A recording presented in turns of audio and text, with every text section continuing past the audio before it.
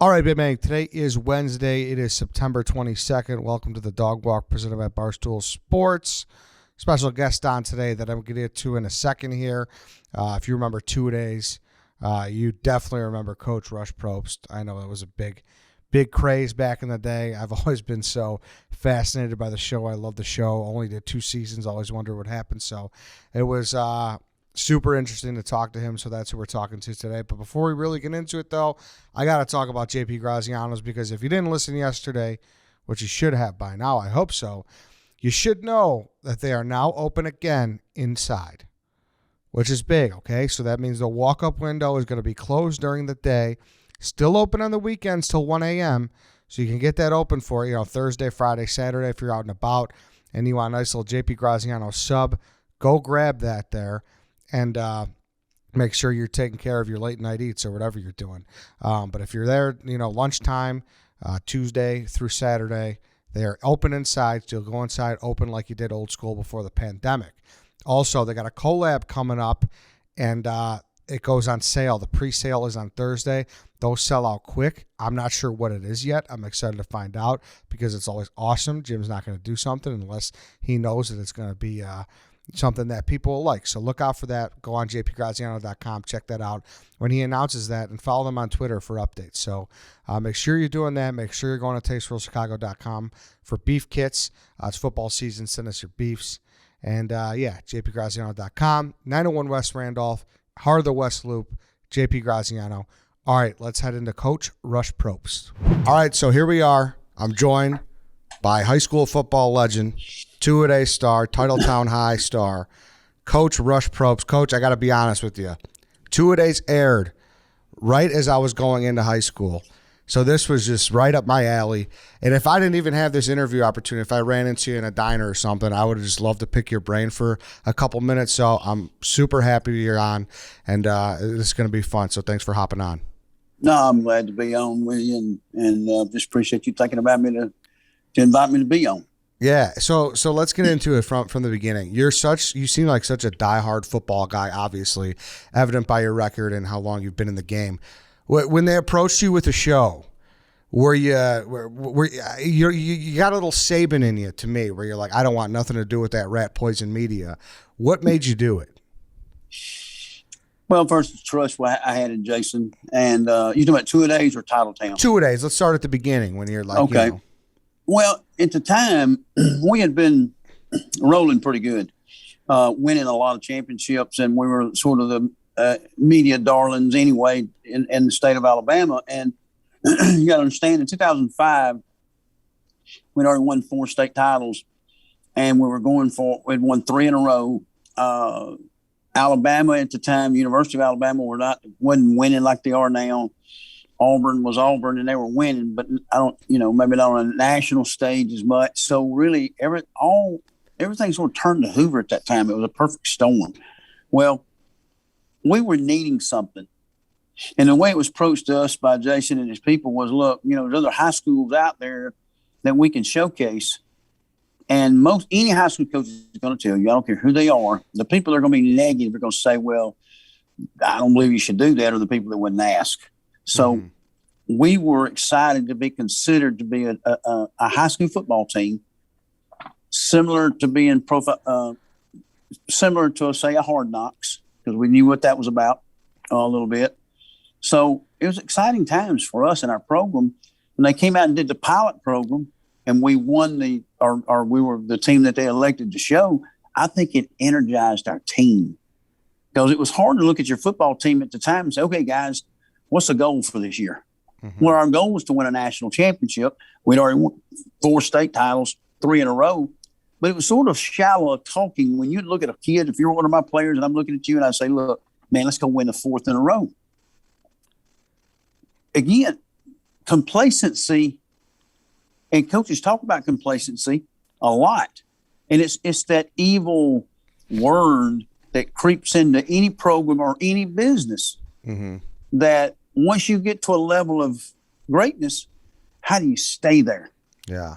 Climbing that mountain's hard, but being on top of that mountain is the hardest thing you'll ever do in your life in anything that you do.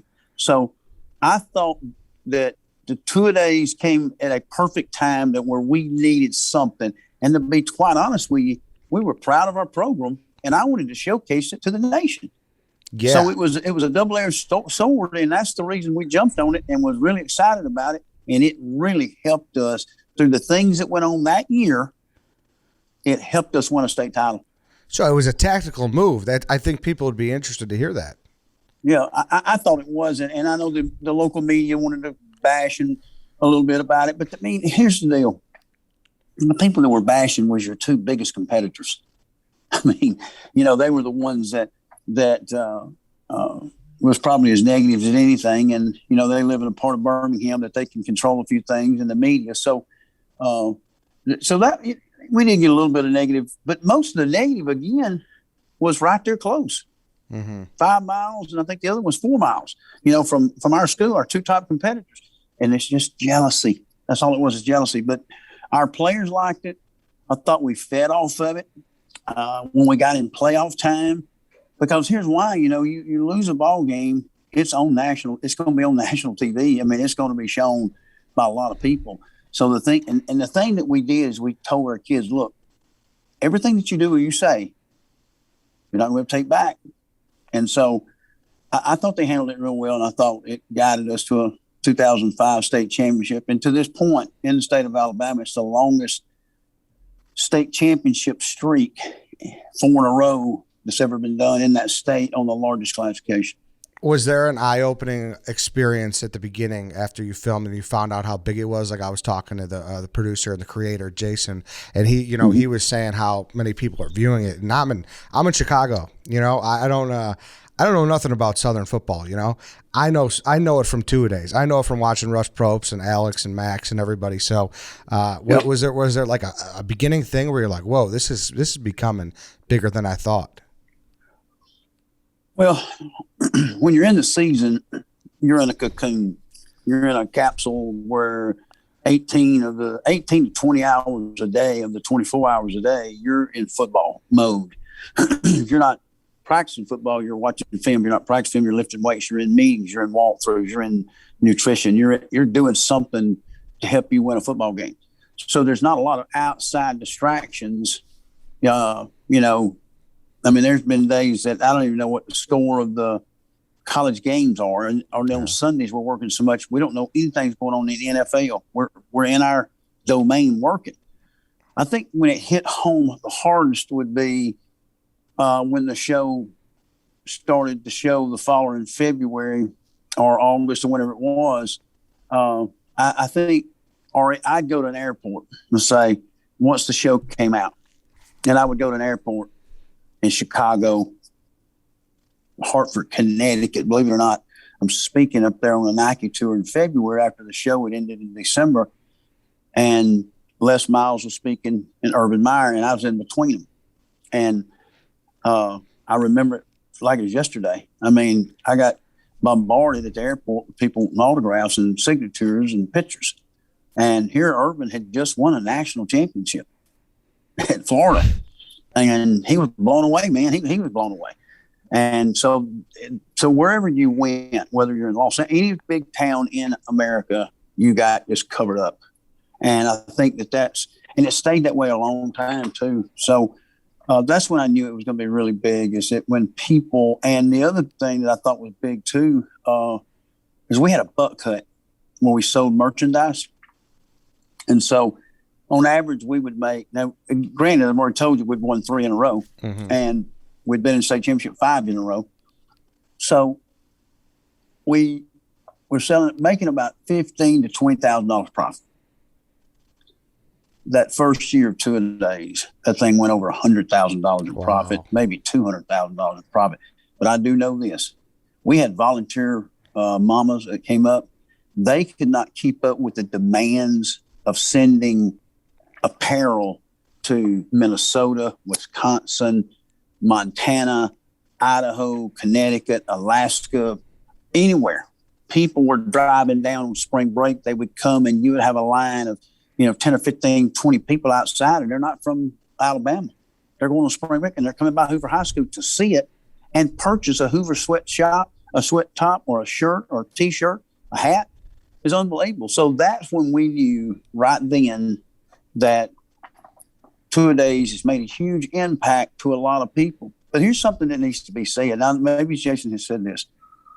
The biggest thing to me, and I've spoke about this 100 times, when you stand up in front of a group of coaches at the University of Alabama on a coaching clinic, and there's, say, 500 out there listening to you speak, okay, they're not going to care a lot about what happened in two-a-days. They want to know what this offensive play means, what this strategy does, how do you practice your offensive organization, the football side of it.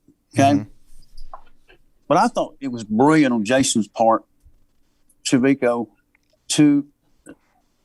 for MTV to take this. You see what I'm saying? Yeah. I'm not sure the show has been as popular if it had been shown on ESPN at the time, because I think you got the football junkie, the couch junkie that sits there and watches sports all day long. He may watch it, but when you put that thing on MTV and you're branching out to a completely different clientele of people in this country, I personally think it helped the game of football, because it excited people like you. Mm-hmm. And I know you're a football junkie or you're a sports junkie, but you know people in your business, in your industry, that two-a-days influenced. Because I've got calls all the time. I got letters and emails all the time saying how much it helped their football program. Mm-hmm. Been an 8-man team out of Montana who had declared to be have a full team the next year because they had enough kids to come out now because of two-a-days. That happened all throughout this country. So I think the MTV platform during that time with two-a-days was the best route to get the best exposure for our program going forward. Yeah, I think you're totally right, because you got to have all three blends, right? You got to have the football aspect, and then obviously there's a head coaching aspect with you, and then there's kind of like there's the teen living. There's like every day of how these kids live, and as high schoolers, and Last Chance U has done a great job with it. I don't know if you've ever seen that. Watching what they've done at those JUCOs, and that's a big part of football. Like, football's not just these high levels, what you see in the NFL and SEC. So, totally. And there's something about the coach being like such a big part of it.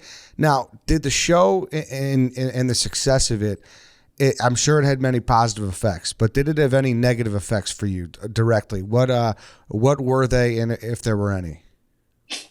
But yeah, there was always, you're gonna have some negative things too, but overall, when I look at something, I look at the full gamut, so to speak. I mean, you got to look at the whole deal, and I think I would be sitting here and lying to you if I told you that everything was perfect. It wasn't all perfect. I mean, did I say things that I probably shouldn't have said? Probably so, but I'm one of those guys. I'm gonna say what comes to my mind first. Bam. Sometimes it's good, sometimes it may not be as good. But when you look at it, if you could script it out and all that kind of stuff, there would be some things I would probably change, but not a lot. Mm-hmm. That's like the purity of it. That's what I like about the purity of it. So, if I graded myself, I would grade it, a high 80 or a low 90, but for the most part, I feel pretty positive what happened. Do you view yourself as a villain on the field? Do you view yourself as a villain? In what way, you mean? In what way? I guess it's because with the football aspect, like, obviously there's been some controversies, and off the field stuff there's been some controversies, and you're so successful, but that doesn't mean from the football side you could look at it as like, oh, you don't like what people say about character and whatnot, but if you get the results, then it's okay. Would you say in just a football aspect, like, would you say you're like a villain, like you're just the guy everyone wants a shot at? I so a little bit, but I bring some of that on too now. I bring some of that to myself. I mean, so I got to take some fault at that myself. I can't blame others on some of my shortcomings. Did you have opportunities to kind of move up to go to the college ranks? Was obviously the story everyone likes saying was that Jeremy Pruitt was on your staff at Hoover. Was there any talks about going to Tennessee maybe, or any other opportunities? Yeah, I've had some opportunities, and maybe some things that I've done off the field probably hurt my chances. But sometimes though you're just, you're born to be a certain thing, and and being a high school football coach has been, I've had a great career, Yeah. I don't think it's over yet, hopefully. Mm-hmm. But yeah, I've had several opportunities, and I made some mistakes by not taking some of those opportunities. Either I had a chance to go to Auburn one time in 2013, and that was a huge mistake on my part because I wasn't willing to take $150,000 cut in salary, and I just looking back on that was a huge mistake on my part. Now I would not have had the success at Colquitt County winning state titles in 14 and 15 because that happened in 13. So, but you can always look back on your life, always, and think, well, if I'd done this or I'd done that, things would have turned out differently. Yes, absolutely. I've got a ton of that in my background. Yeah. No, for sure. And that's what were we going to do at Auburn? Analyst, just an offensive analyst, and that would have led me to possibly on the field down the road. And because the guy that they hired instead of me, I'm the one who gave that name to Coach Malzahn, and he hired him. And now that guy's he's been the OC at Auburn, OC at Arizona State, OC at Southern Miss, and now he's the head football coach at Troy. So, I look back at that and thinking that very easily could have been me. Yeah. No. Wow. That's interesting. Obviously, probably a lot of people don't know that unless if that's one you shared in the media much. But yeah. How about Jeremy? You keep up with him much?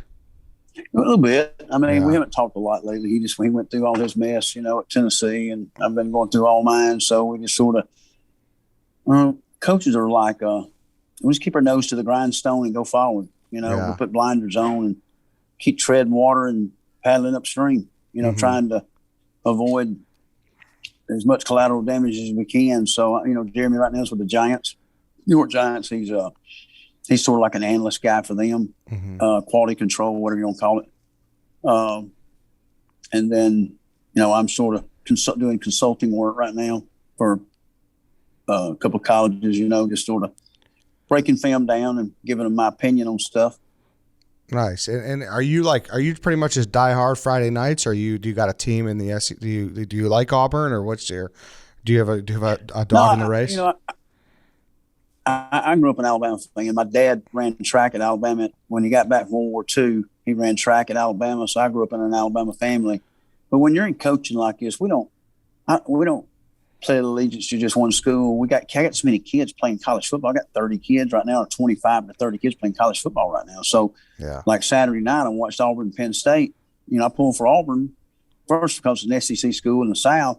But number two is I had John Samuel Shanker, number 47, the tight end, who had a pretty decent ball game playing there. And then so like when LSU plays, I'll be pulling for Jay Ward, starting safety for LSU. So you do that, but die hard, probably a little more Alabama, probably, but I just don't get bent out of shape, about it. Because a lot of times you just don't, if you're coaching, you don't have time. So on Friday night, right now, my son's playing football here at Piedmont High School. So that's where all my focus is on my junior son. And I've got two other children, Mary Catherine is 15, and my youngest son's 14, ninth grader.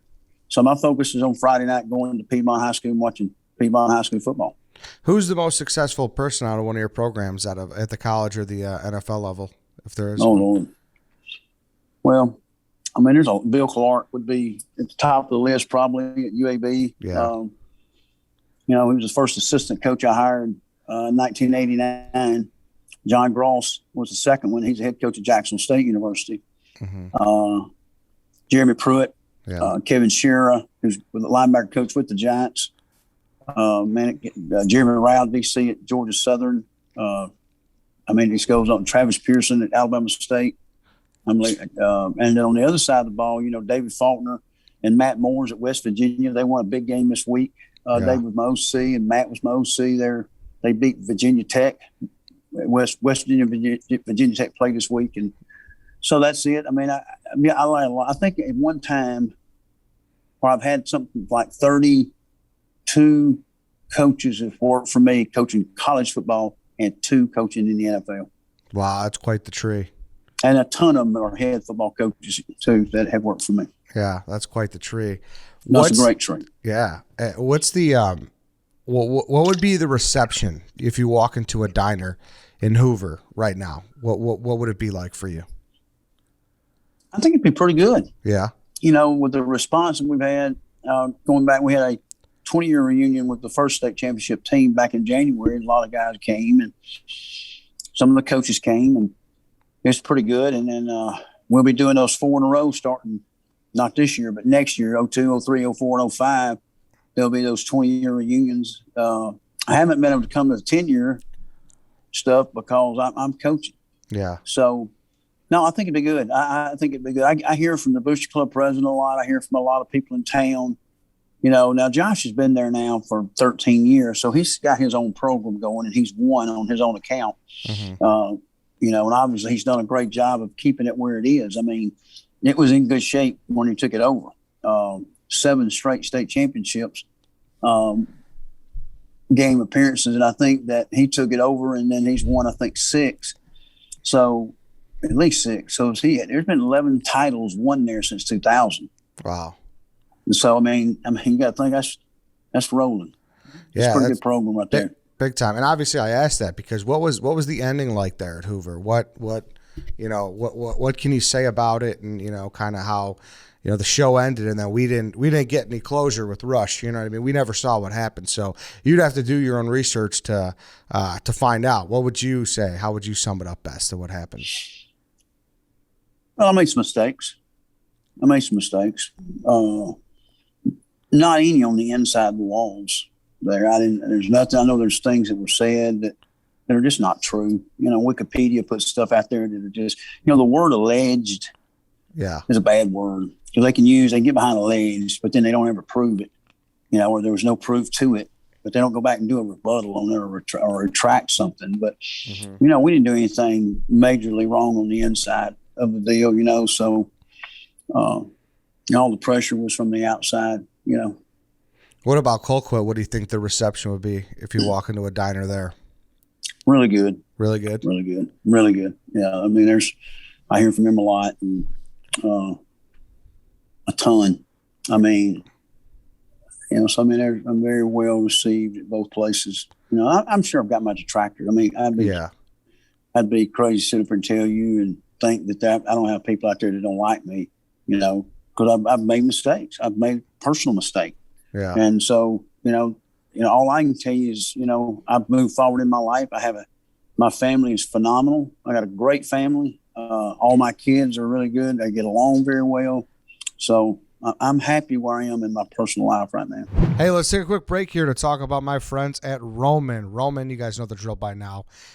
If you're just sitting there and you're going the old school method and you're just hoping that things are going to work out in bed, if you're just hoping you're going to last long, if you're just counting ceiling tiles, if you're just looking at the ground and you're just thinking of ways to last longer, it's just not a good method. I mean, it's not smart. Stop doing it. Start getting into bed with Roman. How about that? That was a good one. Start getting into bed with Roman. Roman swipes. They're clinically proven as a way to last longer in bed. They're effective, easy to use, and they're fast acting, but they don't require a prescription. Roman can ship swipes to you in discreet, unmarked packaging, and each swipe packet is small enough to hide in your wallet for whenever you need it. They're super easy to use. Just take the swipe out of the packet, swipe it on, let it dry, and you're good to go. That's it. To get your hands on them, all you got to do is go to GetRoman.com/walk. That's GetRoman.com/walk. You get your first month of swipes for just $5 when you choose the monthly plan. That's a deal. Once again, GetRoman.com/walk. Go get your swipes. Make sure you're performing better in the bedroom. All right, let's hop back into the interview. Yeah, and then obviously the last one, the one that we just watched in Titletown High on Netflix is Valdosta. Is it the same way? Do you think it's still good reception there, or you think it's just that one guy who had a problem with you, or what? No, there was one. He was the main one. Yeah. The problem about us is simple. I go in late, get hired late, and during COVID, they just fired a coach. He had a lawsuit. Alan Rodemaker filed a lawsuit. So there was a major split in the town, major split. And then after that, I get a text 3 or 4 days later from the superintendent. And he basically says, look, I think his vote's going to go the same way. I'm going to recommend him to still be our coach, but I don't think I've got the votes to keep him. And if not, then I want to talk to you. Well, second vote come around on February 9th. Same thing. They voted him out. excuse me, on the 11th. I voted him out on February 11th. And on February the 14th, I met with Dr. Kaysen about the job. Well, it took him all the way to April 14th to get me hired. And so I think at the end of the day, I go in a tough environment. Well, that guy, Nub Nelson, was still connected to Alan Rodemaker. That's where his loyalties lied, with the guy that had just been fired. And he was a guy that, so there was a structural problem to start with the Touchdown Club. The Touchdown Club had made a very bad mistake 4 years earlier by making him in charge of their club. And I think it made everybody else in the club sort of just come to meetings but not really do as much. He was doing it all. Well, then he gained power. And he felt like the program, he should run it the way he wanted it run, not the way the coach wanted it run. Well, the first year Alan takes the job in 2016, he wins the state title. That's the first one they had won since 98, which is unusual at Valdosta. So that, I guess people thought that was running right. But during the interview process, I was told by the administration that we had a problem with the Touchdown Club. I think they wanted me to come in and fix it. But, you know, and I think there was that friction coming in that caused him to do that. And I think there was some, I'm not a big conspiracist, but we do know that those tapes were significantly altered, intentionally altered by an administrator there that was not for me, Nub, and the lawsuit that drove me into it. So, you know, that's the part that you're in a whirlwind of a mess the day when you walk in the door. Yeah. Wow. And then he didn't use it until we removed him in February. Oh. Now, tape was done in May. Well, we don't remove him till the end of February. Like February 22nd is when we ousted him out on a 10-1 vote in the Touchdown Club that he would no longer have anything to do with Valdosta football. And then 5 days later, he drops the tapes. Wow. So, I mean, Nub Nelson, that's a villain's name right there for you, right? Yes. Absolutely. That's how you could go. And then do you get into the whole drama side, Coach? Like, do you care about that, the whole goose stuff? And or what do you think? Are you a Zoe guy? Are you a Lindley guy? What do you think about that? You know, here's what I tell people all the time. It's part of life. It's not made up. I mean, we're not in a world where boys just have blinders on. They don't look at girls, or girls don't look at boys. I mean, it's the part of life that you and I and everybody went through. Yeah. When you were 16, 17, and 18 years old. We used to call it puppy love, I guess, when I was in school. But I mean, it's part of real life. And it's something as a high school football coach you got to manage. Yeah. And so there's a lot of guys out there, they won't meet things head on. They just won't. And I'm not that guy. I'm going to meet things head on. If I think it's affecting our football team, I'm gonna meet it head on. So I think that's a good part of the show, is it shows a little bit of the stress of what teenagers go through and what they're dealing with when they leave our building. Mm-hmm. They leave our building. It gives me an insight on what's going on. And then if you see it becoming a problem, like with Amari, I had to deal with it. Yeah. And I mean, it's tough because, like, you know, Amari and Morgan seem like great kids, and but they are both good kids. Yeah, and it's different with what you're dealing with. Is that what you get the most heat for, you know, like just being honest and being like, hey, I'm trying to win here?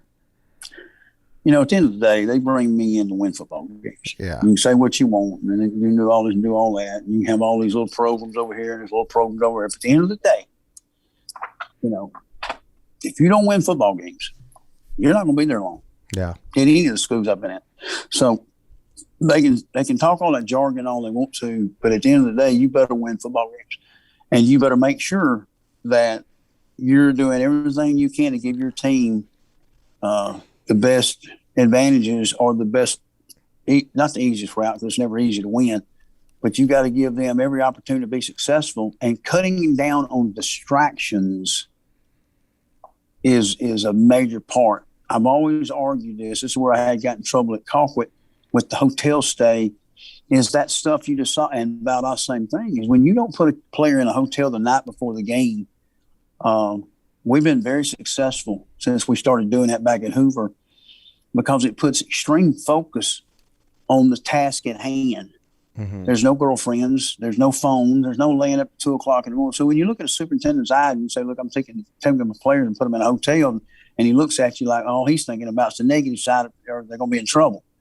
He don't understand that at 2:00 in the morning, those kids are on their games and their phones talking to their girlfriends and not getting proper rest or nutrition. Well, they're going to say, well, you know what the next question he's going to say? He's going to say, well, that's a parent's job. What world are you living in? What world is that guy living in? That's what I'm saying. They sit behind their thing, sit behind their desk sometimes, and they don't really know reality. And that's the thing, that you've got to protect them.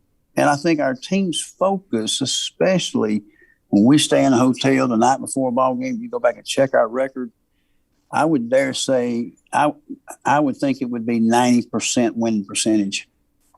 Yeah. 90% because of the focus. And that just gives you an edge. Does that worry you, though, about, like, you know, a lot of people thinks, like, it's, you know, everyone's getting a little soft and, you know, parents complaining and stuff. Have you seen it, like, happen? Like, you've seen it happen before your eyes. Like, you've coached for so long. Like, how different is it now where you're like, every little thing, is that what it feels like? Every little thing someone wants to pick apart? Yeah, somewhat. I mean, you just got to hold your ground, though. I mean, there's a great clip. I told Jason earlier today, there's a great clip of a mother coming on the field at Hoover confronting me about her son missing practice because the judge had made him miss practice.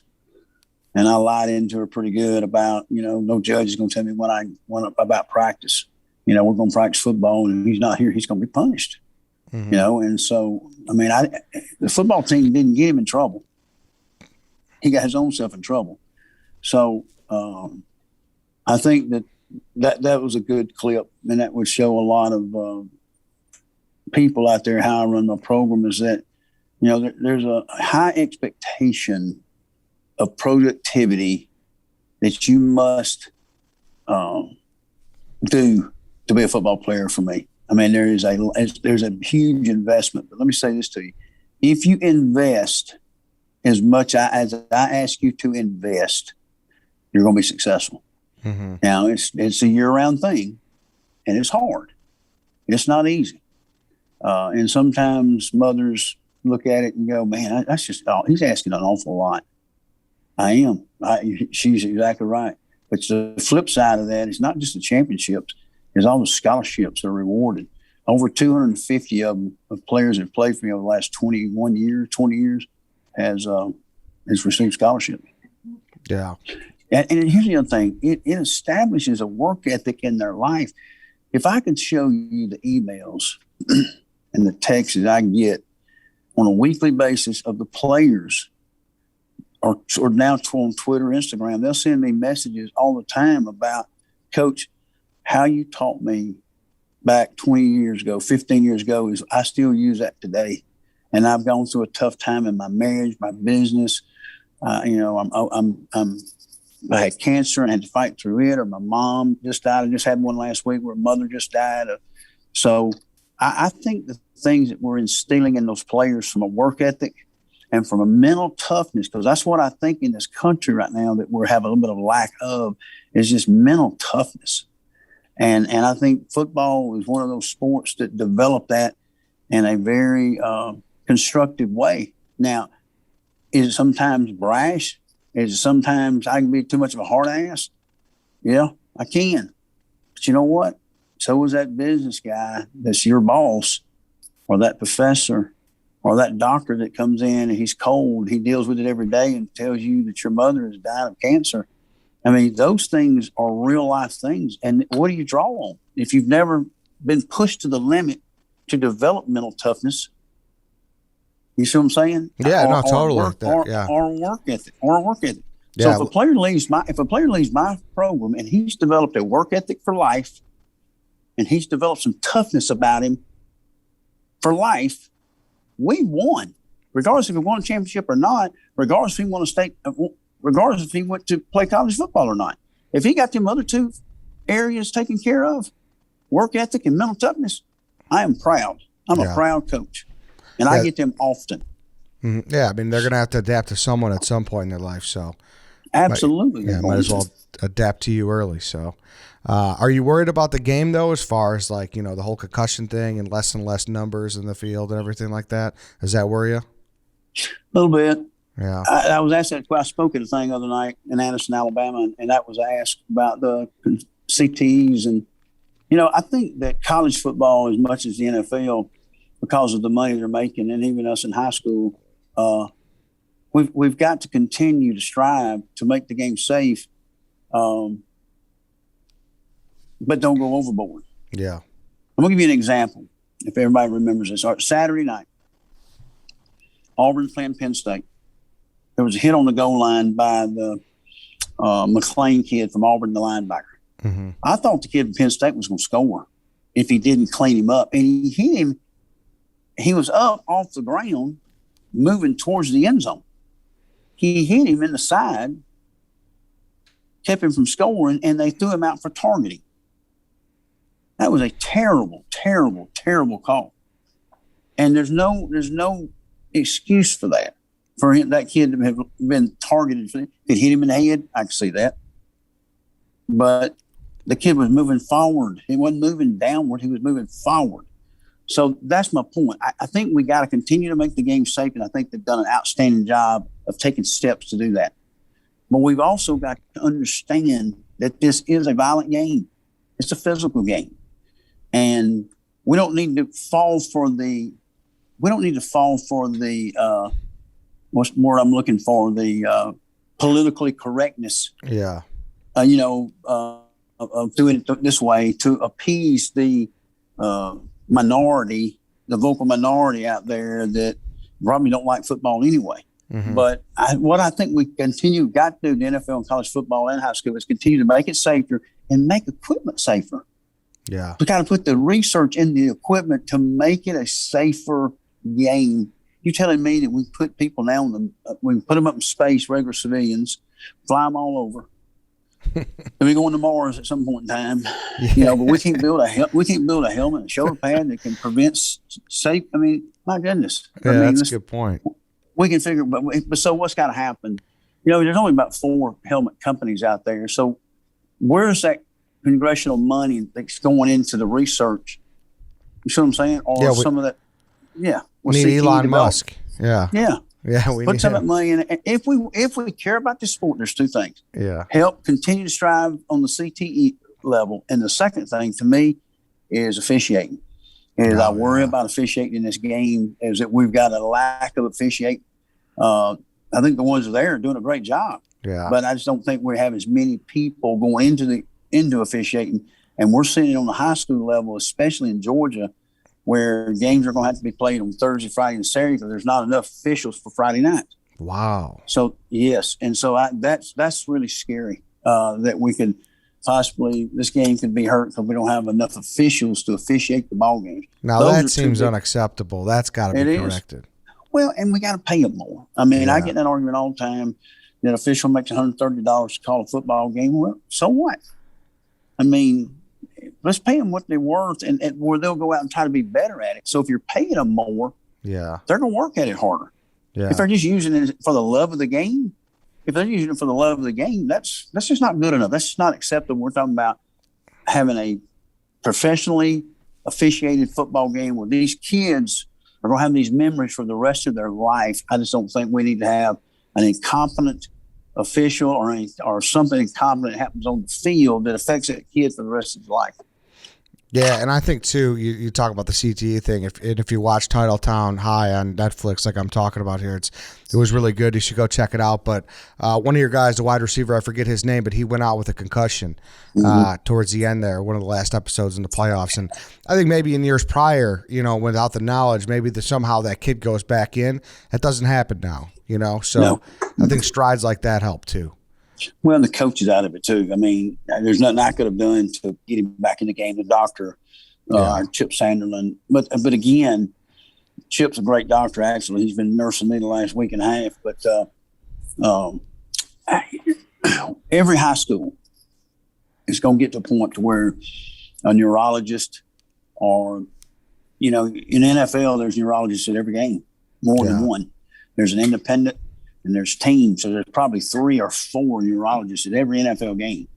I think in college football, the same thing. You've got neurologists that are making those decisions along with the trainers. High school football, you still got a trainer or orthopedic doctor that maybe don't have all the expertise that a neurologist would have. So sometimes I think when kids get hurt, they guard on the side of caution when the kid really could go back in the game. That makes sense? Yeah. But that doctor don't feel comfortable doing it, because if I'm a doctor, I probably wouldn't put him back in either. Yeah. Because if I got to go, if something happens and I got to sit on the stand and say, well, I fixed ankles or elbows and I made a decision for the child to go back in with a head injury. So I just think there's going to be a lot of research done and continued research, continue to make this game safer. And so we do have issues in the game of football, but it's still the greatest sport out there. It teaches so many positive things. Is there negatives? Always, there's negatives to everything. I watched a kid. I didn't watch him, but I was there at Colquitt in 2017. A kid got hit in the dugout in the temple with a baseball in between innings. They were warming up, and it killed him right there on the field. Yeah, and so it can happen. A lot of different things. I still think relatively football is pretty safe sport when you compare it to other things. It's still pretty safe. So, but we just got to continue to strive. Don't rest on our laurels. Yeah. Keep working, and keep working. There you go. I got two more questions here, Coach. You got one is obviously why did Goose wear so much eye black? It's just a thing. I mean, they have all these. The same reason that Tom Brady does some things he does. I mean, let's go. Or just every player has their own little things that they do to make them feel comfortable. And now there's a line that you don't need to cross. So my line has always been a little bit crooked. I understand that a little bit, because you want to make your player feel comfortable and confident. But then again, you don't want him to be out there in orange shoes when everybody else has got black shoes. That makes sense? Yeah, totally. So there is some things out there that I feel like that you've got to be uniformed. I'm an Alabama fan. That Penn State, we use those two schools, USC, Notre Dame. Those four schools, all of them, and the traditional blue bloods, Oklahoma, Nebraska, they don't all look the same. They hadn't changed. So there's a lot about tradition, just like there at Valdosta High School. I mean, Valdosta's uniform has been the same for decades, on top of 100 years, maybe. I don't know, not 100, but I'm sure it's changed a little bit through the years. But still, it's still the same. And I think that's the big deal, is that you've got to stay uniform, but then again, you got to let your players have a little bit of freedom. And like Goose was a kid that he loved a lot of eye black, because it made him feel tougher. Yeah. It make him play tougher. Hey, who's to say it didn't? I know how tough he was. I know how hard he played. So who's for me to say that eye black didn't help him be better? Do you keep in touch with those guys much? Max, Alex, and those guys? I mean, those were the original guys, right?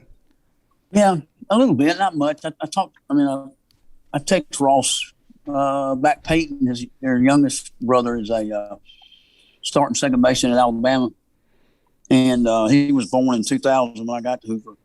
Phenomenal baseball player. He'll be a pro baseball player, no question in my mind. But so I reached out to Ross, and we text back and forth.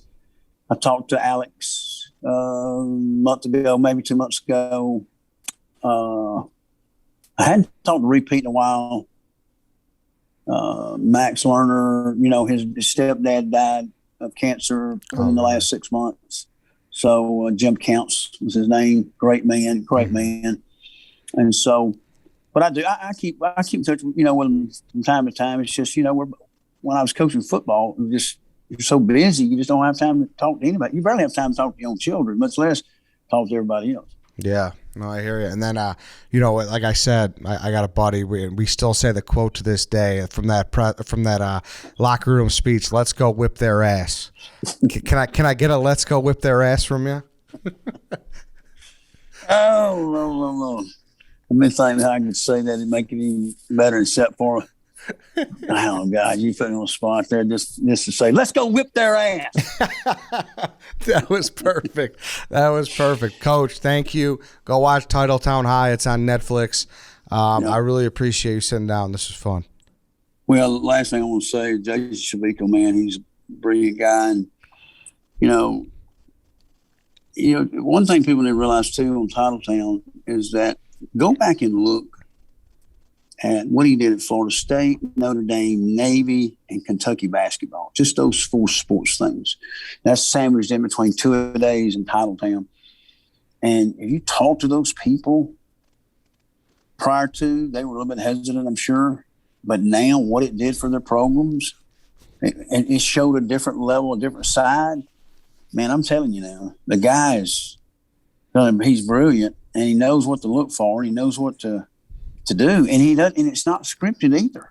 That's the good part. Yeah. And I just think that it's really, you get that quality. You can call Jimbo Fisher, you call Brian Kelly, you call Coach Calipari, you call those guys at Navy football. They'll tell you that show helped them, and it's got to help them. I mean, it's exposure, man. When you can have pure exposure like that, it's great for your program. So, again, I think you're always got a little bit of negativity because people are jealous. You know, and they'd like their team to have that opportunity. But no, Jason's on the rise. He's done a great job. I've been privileged and honored to work with him, and hopefully we can continue to work on. And hopefully you'll be coaching again soon, right? I mean, that's the plan. That's the goal. That's the goal. I mean, I'd like to. I think that I've got a lot of years left in me. Okay. You know, at early 60s like this, I just think, I've always said I'd want to coach somewhere between 65 and 72, and if I went to 72, that's 10 more years. So 71 would be 10 more years. So, I mean, I want to coach some more. I still have that burning desire to do it. And, when I get through talking to you today, I'm just going to jump on and break some film down for one of the universities I'm working for. And that still gets my blood going to sit there and dissect somebody else's offense and then give those what I think to that defensive staff on that college staff. So I think that's the fun part. That's still fun to me. It's not boring at all. Definitely. Well, wherever you coach next, I hope Jason hits you up, and I hope it's filmed because it's always entertaining, Coach. So thank you again for doing this. Thank you, brother. Thanks for having me on. It was a great interview, man. Awesome. All right, that's it for today, everybody. We'll see you next time.